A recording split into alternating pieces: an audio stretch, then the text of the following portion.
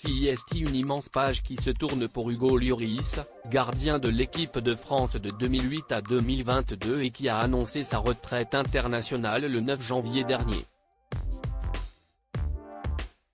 Il arrive un moment où il faut savoir passer la main.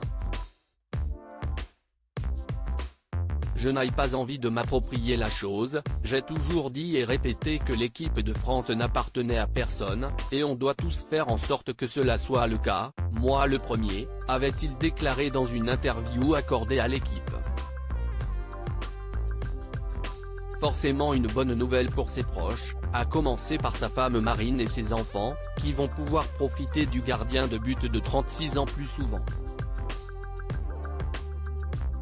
CIST également son club de Tottenham, l'un des plus prestigieux de Londres, qui a accueilli la nouvelle avec enthousiasme, puisqu'il pourra désormais se consacrer à fond au championnat anglais. Le 15 janvier dernier, Hugo Lloris avait justement l'occasion de montrer à ses dirigeants et aux supporters de son club qu'il est toujours un grand gardien. Malheureusement, tout ne s'est pas vraiment passé comme prévu et lors de la défaite 2-0 face à Arsenal, il a été l'auteur d'une sacrée bourde sur l'ouverture du score.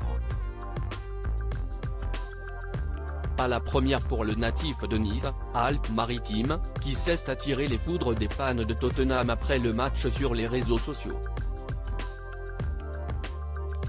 Je ne peux plus défendre Lloris, il est le plus gros boulet de Première Ligue, souligne un anonyme sur Twitter, réclamant vite son remplaçant. Combien de fois, sérieusement combien de fois, désespère une autre.